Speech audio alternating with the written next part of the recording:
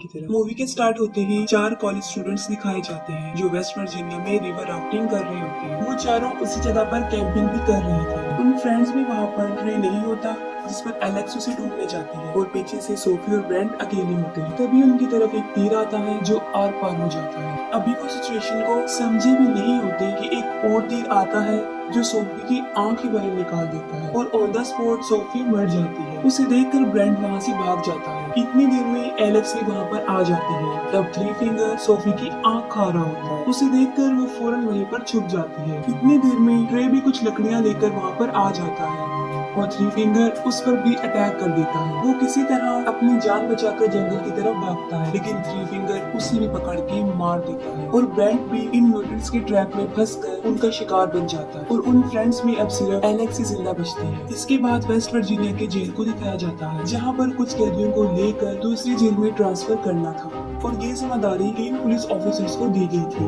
वो टोटल कैदी 5 थे, जिनमें एक था जेविस जो माफिया ऑर्गेनाइजेशन का हेड था और ये सब कुछ उसी के लिए हो रहा था। उनका ट्रांसफर 2 हफ्ते बाद होना था, लेकिन पुलिस को ये पता चलता है कि जेविस के आदमी रास्ते में बस को हाईजैक कर सकते हैं और वो जेविस को छुड़वा कर ले जाएंगे और यही वजह है कि उन्होंने इमरजेंसी ट्रांसफर प्लान किया और साथ में अपना रूट भी चेंज कर दिया और उनका नया रूट वो खतरनाक वे था, यानी पेपर मिल रूट। वो सब कैदियों को बस में बिठाकर वहाँ से चल पड़ते। रास्ते में वो एक पुलिस स्टेशन पर स्टॉप करते और वहाँ पर उन्हें शेरिफ कार्ल और डेप्यूटी लेन मिलते हैं और वहीं हमें थ्री डोर्स भी दिखाया जाता है जो थ्री फिंगर का नेफ्यू है और ये वही है जो पिछले पार्ट में लास्ट सीन में एक छोटा बच्चा होता है जिसे थ्री फिंगर फीड कर रहा होता है और अभी भी वो इतना बड़ा नहीं हुआ होता, लेकिन फिर भी वो ट्रैप सेटअप कर रहा होता है, लेकिन वो खुद ही ट्रैप में फंस जाता है। तब थ्री फिंगर आकर उसकी हेल्प करता है और फिर वो दोनों मिलकर उस सेटअप को बिल्कुल सेट करके वहाँ से चले जाते हैं। दूसरी तरफ वो सब पुलिस स्टेशन में कुछ देर रेस्ट करने के बाद अपनी जर्नी पर चल पड़ते हैं। पेपर मिल रोड पर चढ़ते ही एक ट्रक उनका पीछा करने लग जाता है और वो थ्री फिंगर होता है। वो ट्रक के टायर में रेजर वायर फंसाकर उसे पंक्चर कर देता है, जिससे वो बस कंट्रोल से बाहर हो जाती है और रोड से नीचे गिर जाती है। थ्री फिंगर ट्रक से उतरकर उन्हें देखने जाता है,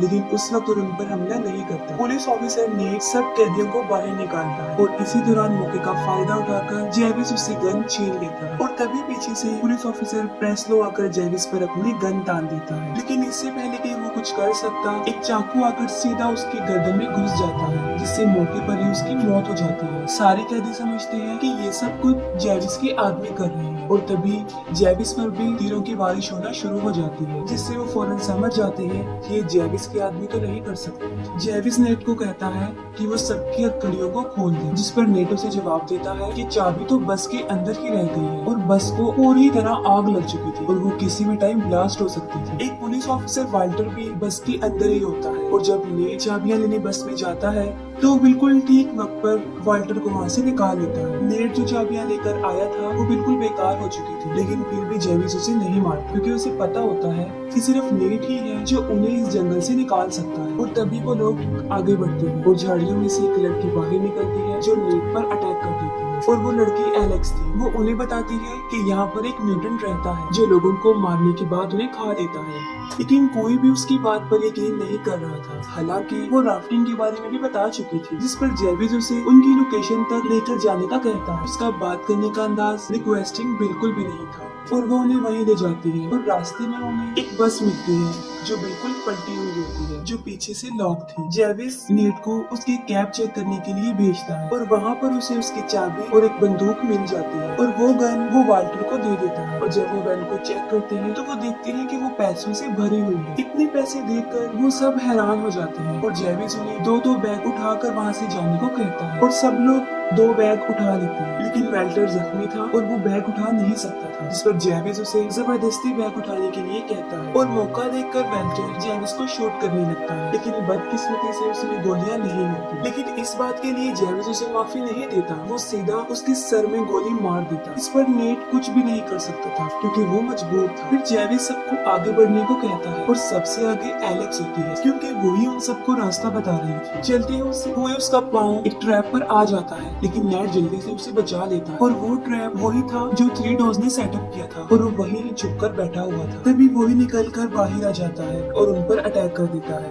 लेकिन जेविस उसे गोली मारकर नीचे गिरा देता है। एलेक्स उन्हें बताती है कि ये वो म्यूटेंट नहीं है, जिस पर जेविस को एक आइडिया आता है और वो थ्री फिंगर के लिए कोई क्लू छोड़कर आगे बढ़ता है। और जब थ्री फिंगर वहाँ पर पहुँचता है तो उसे थ्री डोर्स का सर एक लकड़ी पर रखा हुआ मिलता है, जिसे देखकर वो पागल हो जाता है। यानी अब पहले से भी ज्यादा वो अपने होश खो बैठा था। आगे बढ़ते हुए उन्हें कोई चीज लटकी हुई नजर आती है, जिसे जेविस पकड़ लेता है, जिस पर विली फौरन समझ जाता है कि ये उनके लिए बिछाया गया एक ट्रैप है। और वो जेविस को आगे धकेलकर उसे बचा लेता है, जिसकी उसे बहुत भारी कीमत अदा करनी पड़ती है। वो अपनी ही जान से हाथ धो बैठता है और जेविस उसे उसकी जान बचाने का बदला ये देता है कि वो उसकी टांगे ही काट देता है, क्योंकि ऐसा करने से विली उनके चिन्ह से अलग हो जाता है और वो आसानी से आगे बढ़ जाते हैं। दूसरी तरफ पुलिस स्टेशन में डिप्टी लेन को 2 दिन पहले मिसिंग हुए 4 स्टूडेंट्स की लीड मिल जाती है और शेरिफ के पास नेट की अभी कोई कॉल भी नहीं आई थी, जिससे वो काफी फिक्रमंद होता है। वो सोचता है कि शायद उनकी बस को किसी ने हाईजैक कर लिया है और वो लोगों को ढूंढने जाता है और लेन उन कॉलेज स्टूडेंट्स को ढूंढने जाते हैं। दूसरी तरफ वो सब एक पुराने केबिन में पहुंच जाते हैं, जहाँ पर कुछ टूल्स उन्हें मिलते हैं और वो उसकी मदद से अपनी जंजीरों को काट देते हैं। वो थोड़ा आगे बढ़ते हैं तो वहाँ पर थ्री फिंगर का ट्रक होता है। हालांकि उन सबको पता होता है कि ये उनके लिए बिछाया गया एक ट्रैप है, लेकिन फिर भी जेविस जबरदस्ती एक कैदी क्रॉफोर्ड को